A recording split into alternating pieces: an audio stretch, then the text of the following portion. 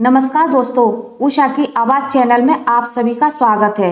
हमारी आज की कहानी है फिजूल खर्ची। स्कूल खुलने में हफ्ता भर रह गया था। विहान के लिए ढेर सारी शॉपिंग करनी है और कबीर है कि जरा सा समय ही नहीं निकाल पा रहे हैं। रह रहकर मीना झल्ला जाती है। आज रविवार का दिन था। घर के कामकाज फुर्ती से निपटाकर कबीर और मीना विहान को लेकर बाजार निकल पड़े। लंबी चौड़ी लिस्ट थी सामान की। आजकल के स्कूल क्या हुए जैसे कोई व्यवसाय हो गया हो। किताबों कॉपियों की लंबी लिस्ट, 6 दिन के लिए 4 तरह की यूनिफॉर्म, सोमवार को लाल शर्ट तो शनिवार को सफ़ेद, ऊपर से योगा कराटे की ड्रेस अलग, पीटी शूज एक दिन तो काले जूते दूसरे दिन, 2 जोड़ी नीले मोजे तो 2 जोड़ी सफ़ेद। जोड़ते जोड़ते करीब 3-4 हजार का सामान तो हो ही जाएगा। मन ही मन मीना हिसाब लगाती रही। क्या करें, कंपटीशन का जमाना है। हमारे चाहने ना चाहने से क्या होता है। इस अंधी दौड़ में शामिल ना हुए तो कल को बच्चा बड़ा होकर हमें ही दोषी ठहराएगा। हर माँ बाप का यही रोना। बाजार पहुंचते ही शुरू हो गई विहान की खरीदारी। घंटे 2 घंटे घूमकर आधा सामान ले चुके तो विहान को भूख प्यास लग आई। मीना ने कबीर से कहा, सुनो, तुम विहान को कहीं कुछ खिला पिला दो। तब तक आधे घंटे में पार्लर से मैं अभी आती हूँ। मेरा वाला ब्यूटी पार्लर यहीं पास में है। दोबारा यहाँ तक आओ यानी फिर से ऑटो के 20 रुपये खर्च करो। बस आधे घंटे से ज़्यादा समय नहीं लगेगा, प्लीज़। मीना मानने से तो रही। कबीर को पता था। ओके चलो, हो आओ तुम भी। रीगल चौराहे पर मिलना, वहीं से विहान की किताबें लेने चलेंगे। जाते जाते मीना कह गई। गर्मी के मारे कबीर का भी बुरा हाल था। विहान को लेकर जूस सेंटर में दोनों ने गला तर किया। आइसक्रीम खाई। वो बाहर निकलकर यूं ही बाजार में विंडो शॉपिंग करने लगे। तभी खिलौनों की दुकान पर विहान के पैर थम गए। शोकेस में तरह तरह के खिलौने थे। हर आते जाते बच्चे को लुभा लेने वाले खिलौने। पापा प्लीज चलिए ना अंदर। कुछ मत लेना, बस प्लीज अंदर का एक चक्कर लगा लेते हैं। चलिए ना प्लीज। विहान जिद करने लगा। विहान फालतू बात नहीं, जब कुछ लेना ही नहीं है तो अंदर क्यों जाना। यहीं से देख लो जो देखना है। विहान दुकान के शोकेस से और अधिक सट गया। फुटपाथ पर घूम घूम कर प्रलोभित सभी खिलौनों को गौर से देखने लगा। पापा पापा, वही रिमोट वाली कार जो मुझे चाहिए थी पिछले जन्मदिन पर। कितनी ढूंढी थी पर नहीं मिली थी। पापा प्लीज ले लो ना, फिर कोई और ले लेगा तो फिर नहीं मिलेगी। प्लीज पापा। विहान जिद पर अड़ने लगा। कबीर ने पलटकर शोकेस में झांका। कार की कीमत 750 देख माथे पर बल डालकर गर्दन नामे झटक दी। 750? विहान पागल हो गए हो क्या? हफ्ते भर खेलोगे फिर भूत उतर जाएगा। कार तो यूं ही पड़ी रहेगी। कोई उपयोगी वस्तु होती तो सोचते भी। जरा से खिलौने पर इतनी फिजूल खर्ची। पापा की चढ़ी त्योरियां व बिगड़ते मिजाज को देख विहान बेचारा चुप हो गया। बाल मन क्या जाने वस्तु की उपयोगिता, अनुपयोगिता और फिजूल खर्ची। मन तो मन है। खिलौने से खेलने का मन हुआ तो बच्चे के लिए वही सबसे उपयोगी वस्तु हो गई। विहान का बाल मन अपने ही विचारों की कश्मकश में डूबा रहा, परंतु अपने ही जुमले के साथ कबीर का मन जरूर अतीत की गलियों में पहुंच चुका था। ठीक यही तो माँ से उसने कहा था जब वह बचपन में चाबी से उड़ने वाले हवाई जहाज की जिद कर बैठा था। बिल्कुल इसी तरह माँ झल्लाई थी। जरा से खिलौने पर इतनी फिजूल खर्ची। पर अगले ही क्षण ना जाने क्या सोचकर माँ दुकान के अंदर चली गई थी। फिर धीरे से बोली, कबीर हवाई जहाज महंगा हुआ तो ना लूंगी। हाँ चल पूछ, तू ही कितने का है? दबी सी आवाज में कबीर ने दुकान वाले से पूछा था। अंकल जी कितने का है ये? उसे आशंका थी कि कहीं माँ के पर्स में बूते का ना हुआ तो सारी मंशा धरी की धरी रह जाएगी। कीमत थी पूरे 125 रुपए। माँ ने एक तरफ होकर अपने पर्स को टटोला। कबीर भी उत्सुकता से उचक उचक कर माँ के पर्स में झांकने लगा। तब उसे न माँ के हिसाब किताब से कोई सरोकार था, न उनके बजट की चिंता।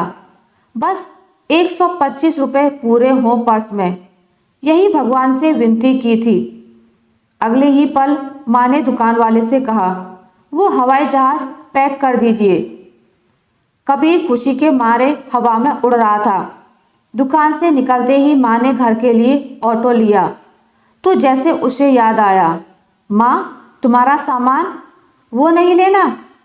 चलो अब रहने दो, बाद में ले लेंगे, माँ बोली। बाल मन में तब कहाँ इतनी समझ थी कि अपनी जिद से माँ बाप के बिगड़ते बजट को समझ सके। वह तो खुश था, बहुत खुश। उसे तो बस घर पहुंचने की जल्दी थी।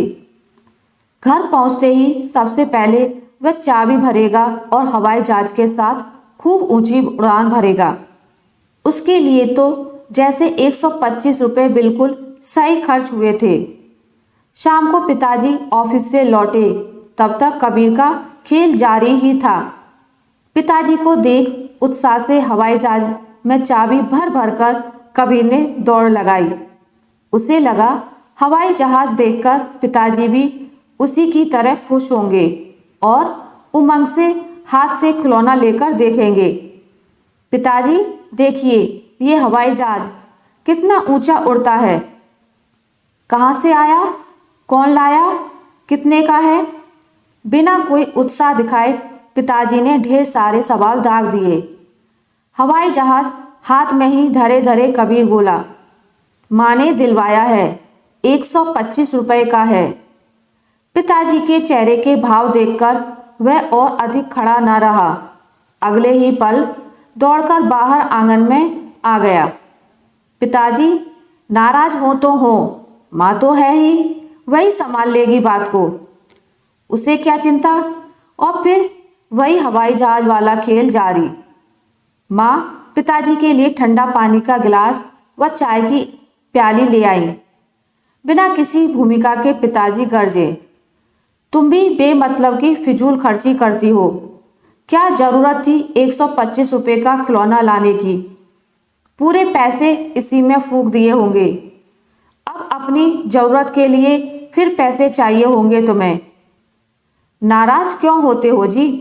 नहीं लूंगी और पैसे, बस। माँ ने बड़े धैर्य से जवाब दिया। लो, तुम भी बुरा मान गई। बात ये नहीं है, पर कबीर की उम्र है क्या इन खिलौनों से खेलने की? पूरे 12 साल का हो गया है, अब तो किताबों में रुचि लेनी चाहिए। कितने साल तक बच्चा बना रहेगा? साल, 2 साल, 4 साल? माँ समझाते हुए बोली, एक बार बड़ा हुआ नहीं कि खुद ही ढेर सारी जिम्मेदारियों के जंजाल सर को घेर लेंगे। साल 2 साल और जी लेने दो बचपन को, जी भर के। एक बार गया तो फिर लौटकर नहीं आएगा ये बचपन। किताबें तो जिंदगी भर पढ़नी है। आज 2 की जगह 1 कमीज सिलवा दूंगी तो मन दुखी ना होगा उसका, पर बार मन में खिलौने की लालसा अधूरी छूट जाए तो ताउम्र सालती रहेगी। क्या फर्क पड़ता है, दिल की उमंग जितनी हो सके कर लेने दो पूरी। तुम कुछ भी कहो, लेकिन है तो ये फिजूल खर्ची ही। रहने दो, फिजूल खर्ची है तो फिजूल खर्ची ही सही। तुम दिन भर पान सुपारी तंबाकू पर पैसा खर्चते हो, क्या वो फिजूल खर्ची नहीं है? 2 जोड़ी पायलें होने के बावजूद तीसरी के लिए मैं पैसे जोड़ रही हूँ, क्या ये फिजूल खर्ची नहीं है? हर उम्र में अपनी अपनी ज़रूरतें सबको सर्वोपरि और वांछित नजर आती हैं और दूसरों की ज़रूरतें निरर्थक बेमतलब की। जरा अपने बचपन में झांक कर तो देखो, फिर कहना कि बेटे के हवाई जहाज पर फिजूल खर्ची हुई है। माँ के तर्कों पर ठाका लगाकर हंस पड़े पिताजी। शायद उन्हें अपने बचपन का कोई किस्सा याद हो आया था। अब सब कुछ ठीक ठाक है। पिताजी हंस रहे थे। पिताजी के नाराज न होने का अंदेशा होते ही कबीर फिर दौड़कर कमरे में पहुंच गया और चाबी भर भर कर उनके सामने हवाई जहाज उड़ाने लगा। आंगन में खेलते हुए माँ पिताजी का जो वार्तालाप उस छोटी उम्र में कबीर के कानों पर पड़ा था, तब उसे उसकी कोई समझ नहीं थी, पर आज 20 साल बाद जैसे एक एक बात उसके मस्तिष्क में स्पष्ट व साफ होती चली गई। माँ ने कितनी सूक्ष्मता से बाल सुलभ मन की भावनाओं को व उम्र की नजाकत को समझा था और अपने सीमित बजट के बावजूद उसकी लालसा को पूरा किया था। इतना ही नहीं, अपने तर्कों से पिताजी की जुबान पर ताला भी डाल दिया था। अचानक कबीर की नज़र उदास खड़े विहान पर पड़ी। वक्त बदल जाता है, व्यक्ति बदल जाते हैं।